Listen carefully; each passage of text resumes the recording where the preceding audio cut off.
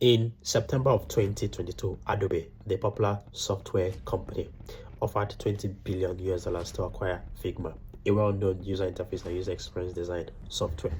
But due to regulatory reasons, the acquisition didn't go through. Fast forward to 1st of July 2025, Figma filed an S-1 form to the SEC, letting them know that they are about to IPO. I was very happy that the acquisition didn't go through because regulators are getting wise now to understand that the big fish buy the small fish, and then in a matter of months or years, that small fish becomes a shadow of itself. I mean, it's kind of you buying a product and crushing it at the end of the day. Now, why is it good for Figma to IPO on their own? They're going to be able to define their own valuation. I think that's a business that's valued about $40 billion, and that's a double of what Adobe think it is valued. And then there's a matter of independence and culture where a startup cannot easily merge into a bureaucratic tech giant. Why? Because the culture in the big dogs is not really so easy to handle.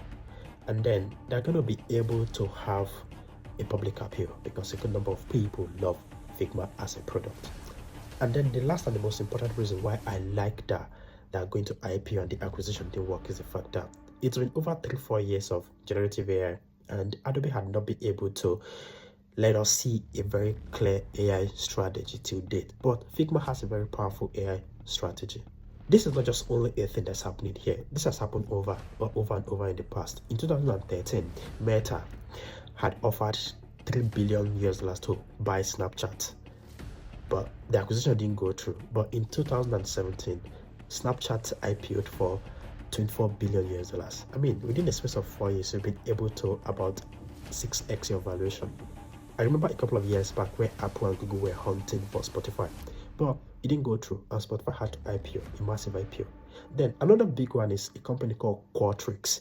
SAP acquired Qualtrics for $8 billion. The acquisition didn't go too well, so they spun off and then went out to IPO again in 2021 at $21 billion.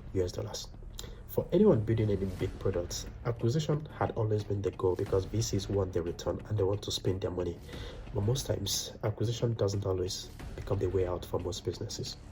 I hope you learn one or two from this.